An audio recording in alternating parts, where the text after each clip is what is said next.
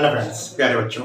आज हम लोग एक नया टॉपिक वेव मैकेनिक्स पर डिपेंडेंट डिस्कस करने वाले हैं, जिसको हम हाइजेनबर्ग अनसर्टेनिटी प्रिंसिपल के नाम से जानते हैं। हाइजेनबर्ग एक साइंटिस्ट थे जिन्होंने इस प्रिंसिपल को प्रपोज किया था। So it is called as Heisenberg uncertainty principle. And according to him, हमारे पास जो भी मूविंग पार्टिकल होता है उसका हम किसी पर्टिकुलर टाइम पर एग्जैक्टली पोजीशन और उसका मोमेंटम कैलकुलेट नहीं कर सकते। किसी पर्टिकुलर टाइम पर हम किसी मूविंग पार्टिकल का एक साथ में पोजीशन और मोमेंटम एग्जैक्टली डिटरमाइन नहीं कर सकते।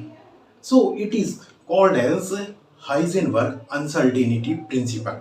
बट ये जो हमारा प्रिंसिपल है ये केवल हमारा स्मॉल मूविंग ऑब्जेक्ट पर ही एप्लीकेबल है। जैसे हमारा स्मॉल मूविंग पार्टिकल इलेक्ट्रॉन होता है, प्रोटॉन होता है, या इस प्रकार का कोई भी लाइटर पार्टिकल होगा, केवल उस पर ही ये एप्लीकेबल होता है। अगर किसी हैवी पार्टिकल की बात करें तो वहां पर ये एप्लीकेबल नहीं होता है। क्यों नहीं एप्लीकेबल होता ये भी हम डिस्कस करेंगे। तो अगर हम पहले यहाँ इस प्रिंसिपल की बात करें तो जो हमारा प्रिंसिपल है वो हम इस प्रकार से डिफाइन कर सकते हैं। It is impossible to determine simultaneously the position and the momentum of a small moving particle. इसको हम इस प्रकार से लिख सकते हैं।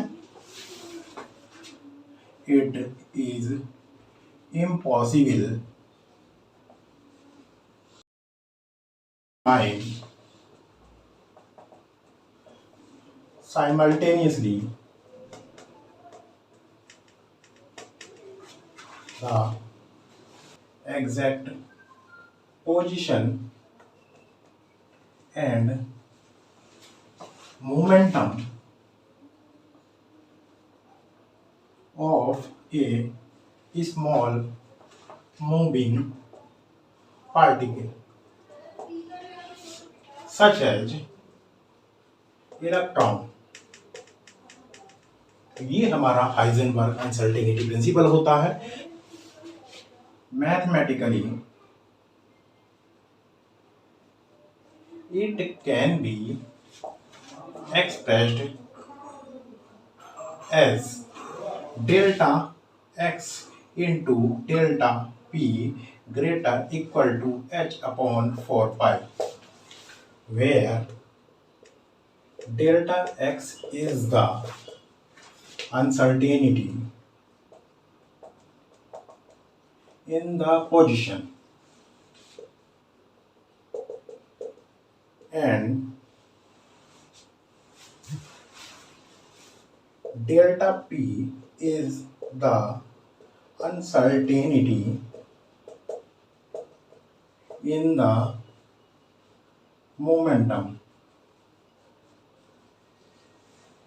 और यहां पर हम जानते हैं momentum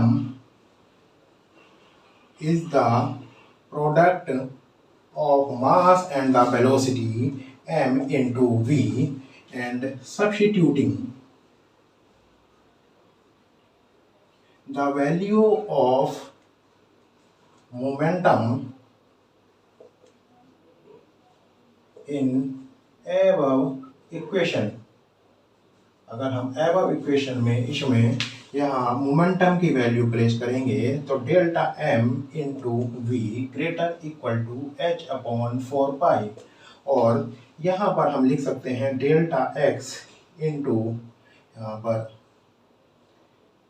delta m into v greater equal to h upon 4 pi, since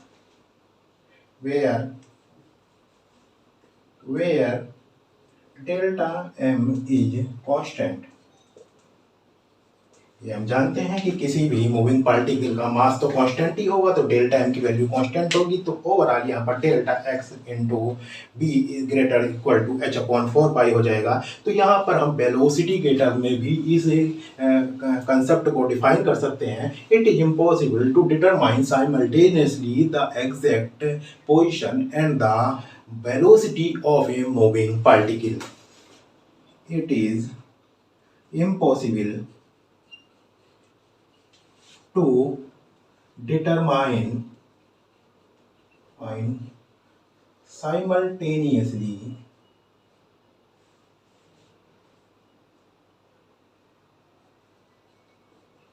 the position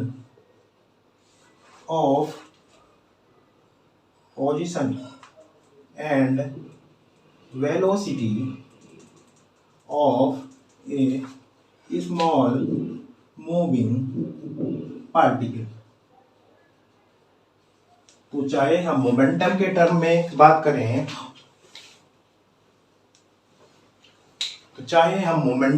में बात करें या हम वेलोसिटी के टर्म में बात करें तो एग्जैक्टली हम दोनों चीजें पोजीशन और मोमेंटम या पोजीशन और वेलोसिटी एग्जैक्टली यहाँ पर एक साथ डिटरमाइन नहीं कर सकते।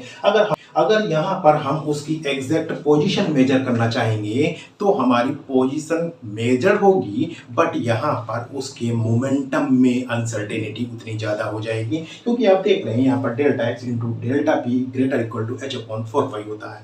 तो इसको अगर हम एग्जैक्टली मेजर करेंगे, पोजीशन को एग्जैक्टली मेजर करेंगे तो डेल्टा पी यहाँ पर मोमेंटम में अनसर्टेनिटी हो जाएगी। और अगर हम यहाँ पर डेल्टा पी मोमेंटम को मेजर करेंगे, अगर इसको एग्जैक्टली मेजर करने की कोशिश करेंगे तो इसके पोजीशन में अनसर्टेनिटी आ जाएगी। तो ये हमारा जो कंसेप्ट है हाइजेनबर्ग अनसर्टेनिटी प्रिंसिपल, केवल ये हमारा स्मॉल मूविंग पार्टिकल पर ही डिपेंड है, उसी पर ये एप्लीकेबल है। बट ये हमारा बिग साइज पार्टिकल पर एप्लीकेबल नहीं है, क्योंकि हम यहाँ पर जो प्रिंसिपल डिस्कस कर रहे हैं वो एक्चुअली उस कंसेप्ट पर डिपेंड करता है जिसमें कि हम कोई लाइट रे रेडिएशन के अंतर्गत उसकी स्टडी करते हैं। जब लाइट रे की रेडिएशन होता है, लाइट रेडिएशन की बात हम करते हैं, तो लाइट रेडिएशन में हम जनरली फोटोन की बात करते हैं। तो फोटोन जो पार्टिकल होता है बहुत स्मॉल साइज का होता है। जब फोटोन किसी स्मॉल साइज पार्टिकल से टकराता है तो उस पर जरूर वहां पर उसका इम्पैक्ट होता है। अगर हमारा फोटॉन इलेक्ट्रॉन से टकराता है तो इलेक्ट्रॉन का जो पोजीशन है और मोमेंटम है दोनों चेंज हो जाते हैं। अगर फोटॉन किसी बिग साइज पार्टिकल से टकराएगा तो उसके ऊपर कोई भी इम्पैक्ट नहीं जाएगा, उस पर उसके पोजीशन में और मोमेंटम में कोई इफेक्ट नहीं होगा। इसलिए हम यहाँ पर स्मॉल मूविंग पार्टिकल के बारे में केवल कंसिडरेशन करते हैं, और ये जो कंसेप्ट है केवल स्मॉल मूविंग पार्टिकल पर ही एप्लीकेबल है। जैसे कि हम यहाँ पर इसको शो कर सकते हैं।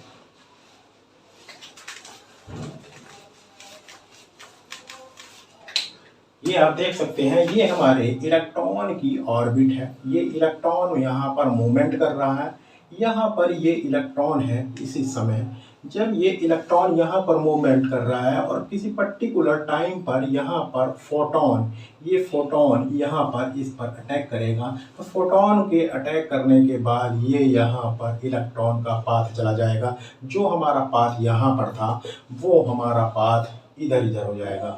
ये हमारा पाथ हो जाएगा। ये हमारा जो पाथ था वो इलेक्ट्रॉन पाथ, जो हमारा ये ओरिजिनल पाथ था, ये हमारा ओरिजिनल पाथ था जो इस प्रकार से था। But after the attack of proton ये इसका मोमेंटम और पोजीशन चेंज हो जा रही है। अब देखिए कि इसका पोजीशन यहाँ पर ये अपनी ऑर्बिट को छोड़कर दूसरी डायरेक्शन में निकल जाता है। तो इस प्रकार से यहाँ पर ये हमारा जो लाइट पार्टिकल है उस पर फोटॉन का इम्पैक्ट जाता है, और इस प्रिंसिपल की एप्लीकेबल होने का सिर्फ यही रीज़न है कि हमारा जो रेडिएशन है वो फोटॉन के थ्रू होता है, और यहाँ पर हमारा लाइट पार्टिकल पर ही उसका इम्पैक्ट होता है। तो इस प्रकार से ये अनसर्टेनिटी प्रिंसिपल है, जिसको हम एक बार फिर से डिफाइन करें।